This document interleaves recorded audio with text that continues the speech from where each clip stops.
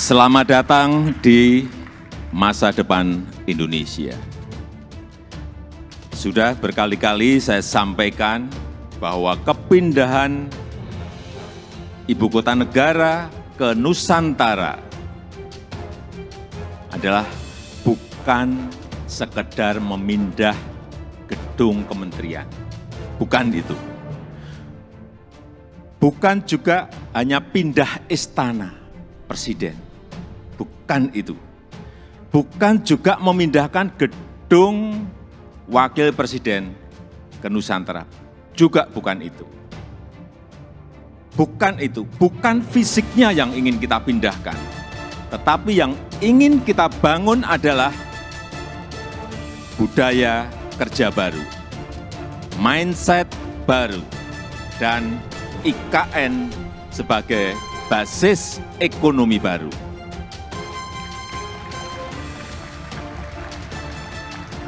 Indonesia sebagai negara besar harus berani melangkah, harus berani memiliki agenda besar, berani punya agenda besar. Dan ini untuk kemajuan negara kita, untuk kemajuan bangsa. Dan jika kita tidak berani transformasi dari sekarang sampai kapanpun, kita akan sulit jadi negara maju. Dan untuk keberlanjutan IKN Nusantara, ini juga sudah sering saya sampaikan, Bapak Ibu, sekali lagi, tidak perlu ragu, tidak perlu bimbang. Karena apa? Payung hukumnya itu sudah jelas. Payung hukumnya sudah jelas, yaitu Undang-Undang Nomor 3 Tahun 2022. Dan itu, ini juga kita harus tahu semuanya, itu sudah disetujui 93% dari fraksi-fraksi yang ada di DPR. Loh, kurang apa lagi?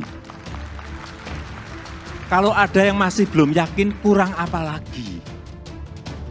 Nanti sampaikan, kurang apa lagi? Jadi sekali lagi, sudah tidak perlu lagi untuk dipertanyakan. Ini ada Ketua MPR ada di sini, Pak Bambang Susatyo juga.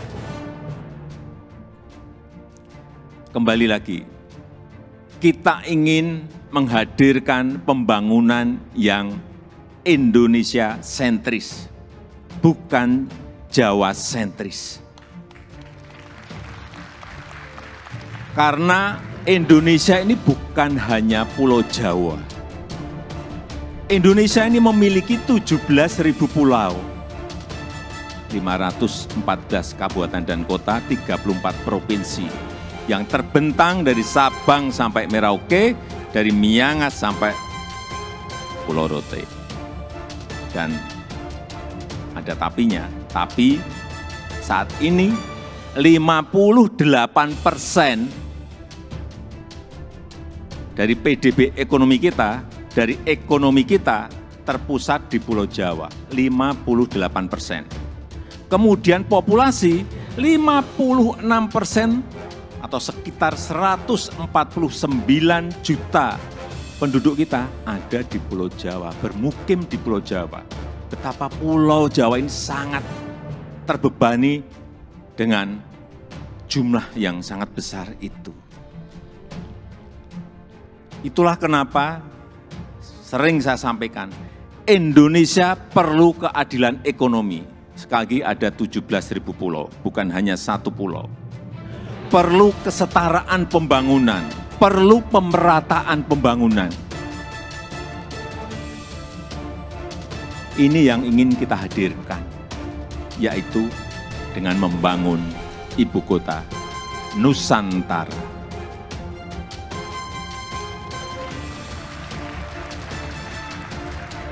Nusantara adalah kota pintar masa depan yang berbasis hutan dan alam.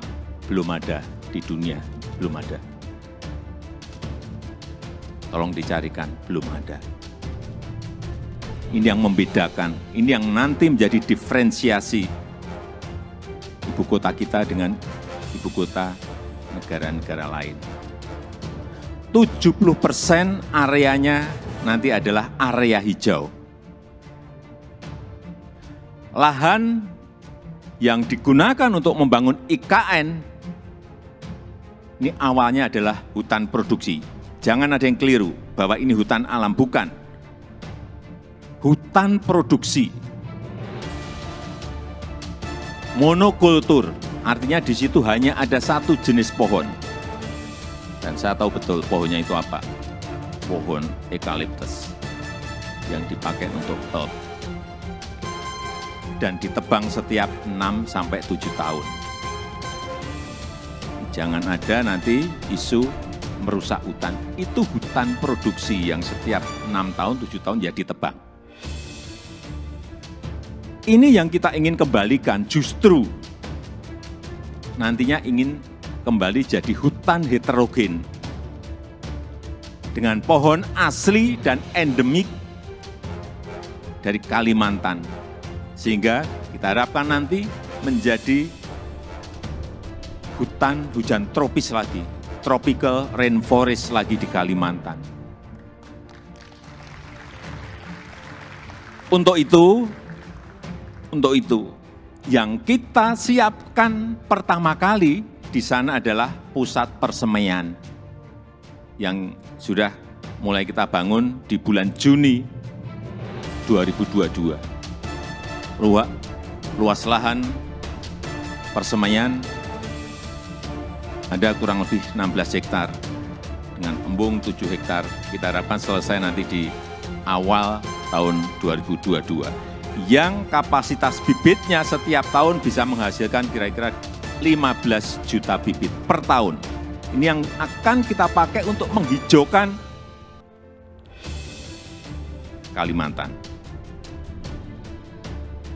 Supaya Bapak Ibu ingat saya dari kehutanan.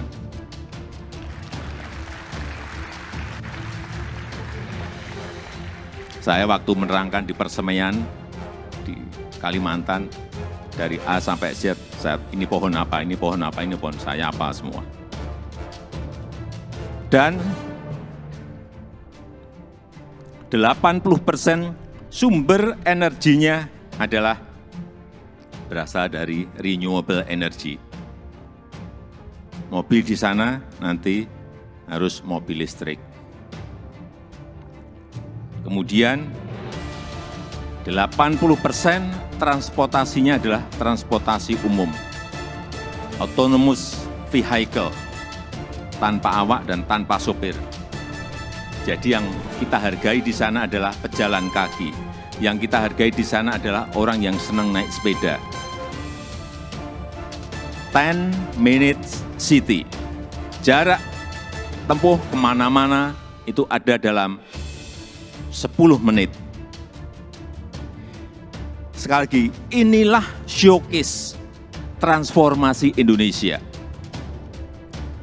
Showcase perubahan peradaban Indonesia.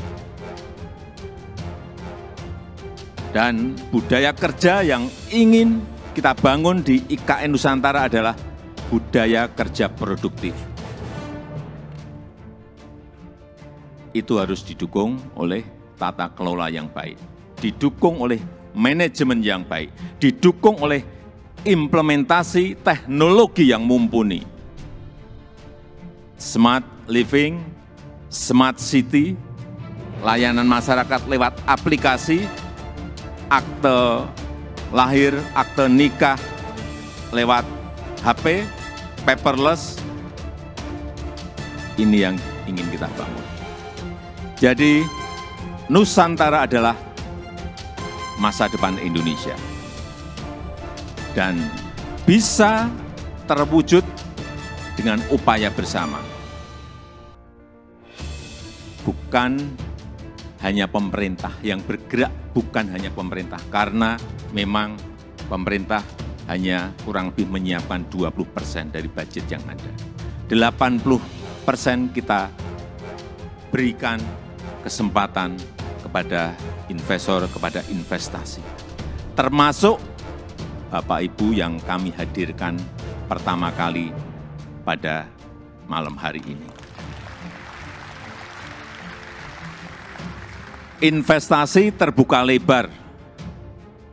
Bapak Ibu bisa pilih mau di mana, mau investasi di sebelah mana, mau di kawasan inti, ya harganya beda. Di financial center, di kawasan healthcare center, di kawasan education center, di housing area, di tourism area, silahkan. Saya sampaikan ini adalah kesempatan pertama dan kesempatan emas yang tidak akan terulang lagi. Inilah saatnya mencatat sejarah Indonesia dan inilah saatnya melakukan lompatan, inilah saatnya kita semua menjadi pelaku sejarah Indonesia masa depan. Dan dengan upaya kita bersama, dengan semangat gotong royong kita bersama, saya yakin 17 Agustus 2024 kita bisa merayakan bersama-sama di Nusantara.